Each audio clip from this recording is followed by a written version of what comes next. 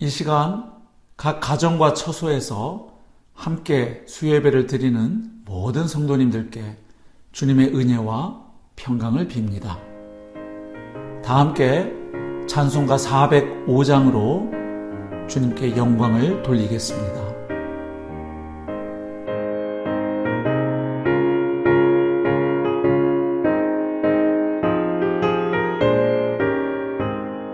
주의 친절한 발에 안기세 우리 마음이 편안하리니 항상 기쁘고 복이 되겠네. 영원하신 발에 안기세 주의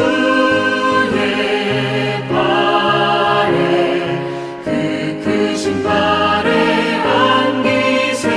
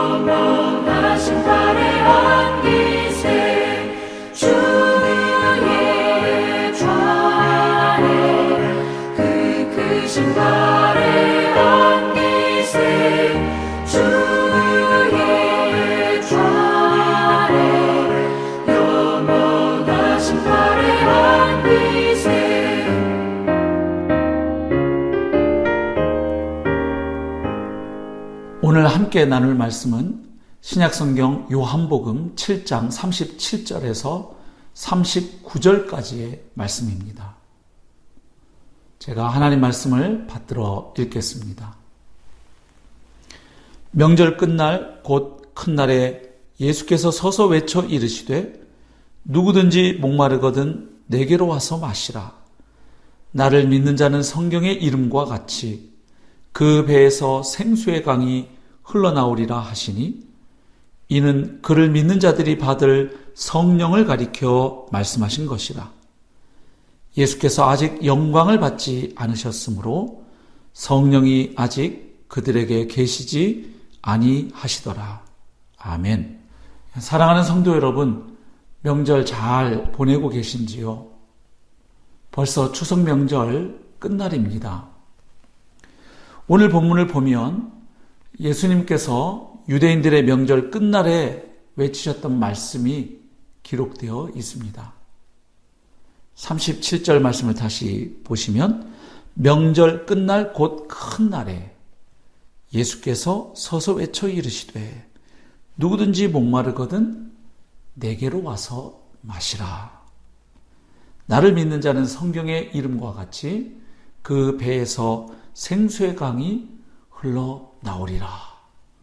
이렇게 외치셨던 겁니다. 자, 여기서 명절은 이스라엘의 명절 가운데 어떤 명절을 가리키고 있을까요? 본문 말씀 조금 앞에 있는 7장 2절 말씀을 보면 이때가 바로 초막절이었음을 알게 됩니다. 초막절이 어떤 절기인지는 마침 지난 주일 예배 시간에 비교적 자세히 살펴본 바 있습니다. 그래서 다시 설명이 필요해 보이지는 않습니다. 다만 오늘 본문에서 예수님께서 초막절 행사 끝날에 큰 권세로 사람들에게 선언하신 이 본문 말씀의 의미를 이해하기 위해서 당시 초막절에 행해졌던 행사 안화를 좀 생각해 볼 필요가 있습니다. 당시 초막절 기간에는 이른바 물의 의식 혹은 물의 예식이라는 행사가 행하여졌습니다. 이 행사는 이제 제사장들이 실로암 연못에서 이제 물을 떠다가 항아리나 금 주전자에 이렇게 담아서 행진을 합니다. 그리고 이제 그 물을 성전의 제단 밑에 붓는 의식이었습니다.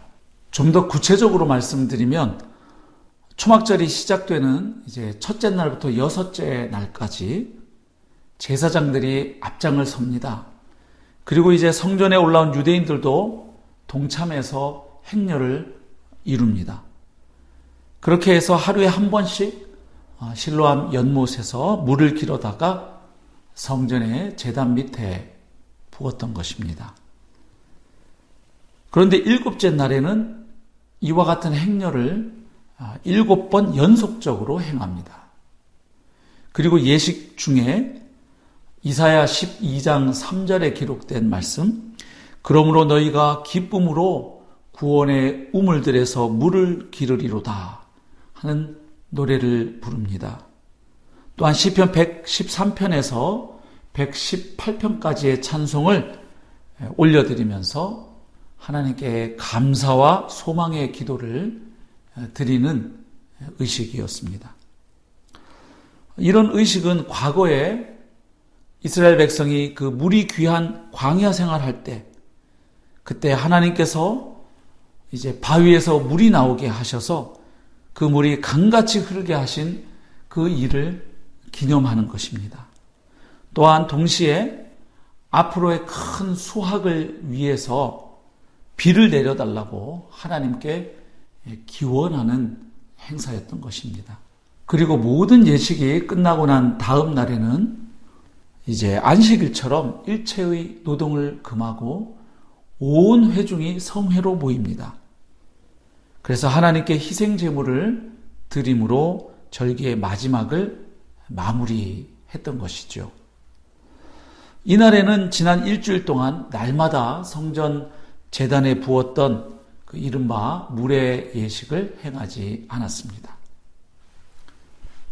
바로 이날에 예수님은 성전에 모인 회중들을 향해서 누구든지 목마르거든 내게로 와서 마시라 이렇게 외치셨던 겁니다. 즉 주님의 말씀은 실로암 연못의 그 물이 아니라 바로 예수님 자신이 사람들의 목마름을 해결할 수 있는 참된 생수의 근원이심을 선포했던 것입니다. 또한 예수님께 나아와 그분을 믿는 사람들에게는 바로 그 생수의 강이 흐르게 될 것이라고 외치셨던 겁니다. 결국 예수님은 살아있는 물의 근원이 되시고 그 물은 예수님께서 영광을 받으실 때 주어질 성령이라고 39절 말씀은 설명해주고 있습니다. 즉 예수님께서 십자가에 달려 죽으시고 부활 및 승천하시게 되면 예수 그리스도를 믿는 자들에게 성령이 부어질 것을 약속하셨던 겁니다.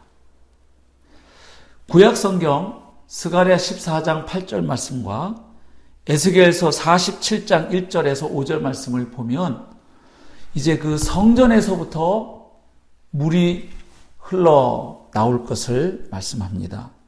그래서 그 물이 큰 강이 되리라는 말씀이 나옵니다. 뿐만 아니라 요한계시록 22장 1절 말씀에 보면 하나님과 어린 양의 보좌로부터 생명수의 강이 흘러나오는 그 환상이 기록되어 있습니다. 자, 결국 참 성전이 되시는 예수님으로부터 생수의 강이 되는 성령이 나온다는 말씀으로 이해할 수 있는 것입니다. 그래서 본문 39절 말씀도 그 앞에서 언급한 생수가 바로 예수 그리스도를 믿는 사람들이 받을 성령을 가리킨다고 분명하게 말씀해주고 있는 것입니다. 자, 그런데 어떤 사람들이 예수님께 나오게 될까요? 어떤 사람들이 예수님을 믿게 될까요? 37절에서 예수님이 말씀하셨던 것처럼 목마른 사람입니다. 다시 말해서 영적인 갈급함이 있는 사람입니다. 사실 배부른 사람에게는 아무리 맛있는 음식을 대접해도 별 반응이 없지요. 배고프고 목이 마를 때 그 음식이 참으로 소중하게 다가오는 법이죠. 마태복음 5장에 산상수훈에서 그 유명한 팔복의 말씀도 이렇게 시작됩니다. 심령이 가난한 자는 복이 있나니 천국이 저희 것임이라. 오늘 본문에서 누구든지 목마르거든 내게로 와서 마시라고 사람들에게 외치셨던 예수님은 그 후에 십자가에 못 박혀 죽으셨습니다. 그리고 3일 만에 부활하셨습니다. 그리고 이 땅에서 40일간 머무시면서 제자들에게 하나님 나라의 일을 말씀하시고 가르쳐 주셨습니다. 그리고 이제 제자들이 보는 데서 승천하셨습니다. 그 후에 어떤 일이 일어납니까? 바로 오순절에 약속하신 성령께서 드디어 강림하시게 됩니다.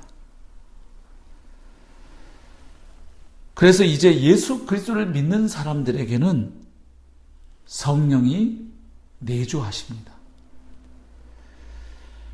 그러므로 예수 그리스도를 주님으로 믿고 있는 성도들은 성령님께서 이 땅에 오시도록 기도할 필요는 없습니다.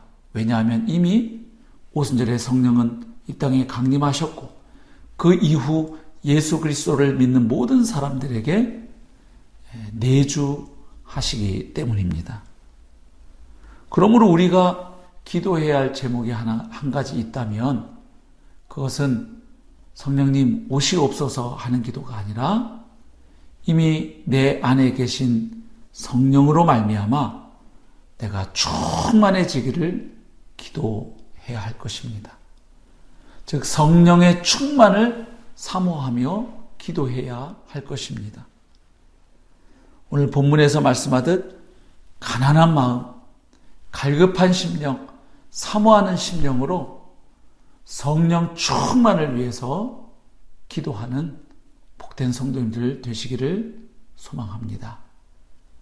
그리고 명절 이후 다시 우리가 일상의 삶으로 돌아가 주님께서 맡겨주신 사명을 감당할 때 우리의 알량한 힘과 능력과 지혜로 하는 것이 아니라 우리와 함께 하시는 성령의 충만함을 입어서 성령께서 주시는 지혜와 능력으로 주님께서 맡기신 사명을 감당해내는 저와 성도님들 되시기를 우리 주님의 이름으로 축복합니다. 다 함께 찬송 183장을 부르시고 성령의 충만함을 허락해 달라고 간절하게 부르짖는 기도로 나아가시겠습니다.